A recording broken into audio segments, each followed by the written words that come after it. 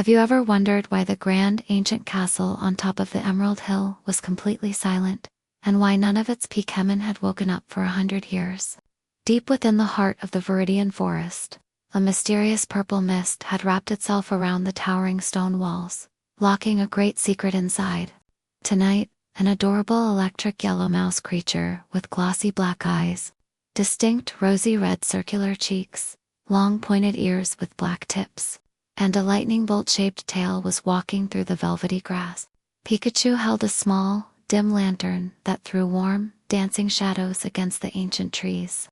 The air smelled of sweet crushed berries and damp moss, but the eerie, peaceful silence of the castle loomed ahead, pulling Pikachu closer to an adventure that would change the sleepy forest forever. As Pikachu reached the edge of the castle gates, he noticed something strange shimmering in the moonlight. The massive iron doors were completely covered in thick, twisting vines of magical purple thorns that glowed with a soft, hypnotic light. Peering through the bars, Pikachu could see a majestic avian bird creature with large wings of detailed brown and cream feathers, and a striking crest of long yellow and red feathers, frozen mid-air, resting soundly on a stone pillar. Down in the courtyard, a small feline creature with cream-colored fur, brown-tipped paws, and a shining oval gold coin attached to its forehead, was curled into a perfect, motionless ball on a velvet bench. Every single creature inside was trapped in a deep, unbreakable slumber. But as Pikachu took a careful step forward, a low, rumbling vibration shook the ground beneath his paws, making him wonder what powerful force was hiding inside the throne room. And would Pikachu become trapped in the endless dream world too? Pikachu tiptoed past the heavy iron gates, his tiny paws making no sound against the cool stone walkway. The air grew thicker and carried a heavy, sweet aroma that made his own eyelids feel strangely weighted. Right in front of the main castle doors sat a massive, round, bipedal bear-like creature with dark blue-green fur, a cream-colored face, and a huge soft belly that rose and fell with a steady, rhythmic pattern. Snorlax was completely blocking the entrance, deep in a blissful sleep. To get inside, Pikachu had to creep right past that giant soft nose. Holding his breath until his rosy red cheeks puffed up, Pikachu carefully stretched his legs over a stray vine. Just then, a tiny, glowing purple petal detached from the wall and floated down, gently tickling the tip of Pikachu's nose. He twisted his face, trying desperately to hold it in, but it was no use. A tiny, muffled, squeaky sneeze, pipey, echoed through the silent courtyard. Pikachu lost his balance entirely, tumbling head over tail and landing face first into a massive, soft pile of orange berries, completely buried with only his lightning bolt-shaped tail sticking out. After a few seconds, the pile of berries shifted, and Pikachu popped his head out, shaking off the blue fruit and sighing with relief as Snorlax simply snored a little louder without waking up. Pushing past the heavy oak doors, Pikachu finally entered the grand throne room, where the air was spinning with thick, glowing sleep powder.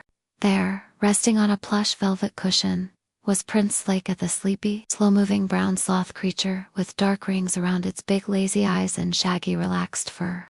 The magical purple thorns outside began to twist and grow tighter, slowly sealing the windows as the clock crept closer to midnight.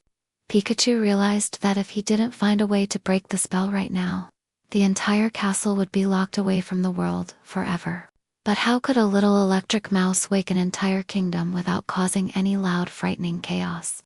Looking around the dimly lit throne room, Pikachu noticed a thick trail of glowing dust leading all the way up to the highest tower. He scurried up the winding stone spiral staircase, his heart beating with gentle excitement. At the very top, hanging under the starry sky, was a giant, heavy copper bell, but it was completely frozen in place, wrapped tightly in overgrown, magical vines. The midnight clock was ticking away. Instead of using a harsh or violent attack, Pikachu concentrated a soft, warm energy into his tail. With absolute precision, he released a tiny, controlled spark of electricity, just enough to gently sizzle away the thick vines holding the bell's heavy clapper. The copper bell swung free, letting out a deep, resonant, and incredibly soothing tone that echoed across the valley like a giant singing bowl, as the beautiful sound waved through the castle. The thick purple dust began to settle. Prince Slakoth slowly opened his big, lazy eyes, letting out a giant, contagious yawn that stretched from ear to ear. There was no scary curse at all.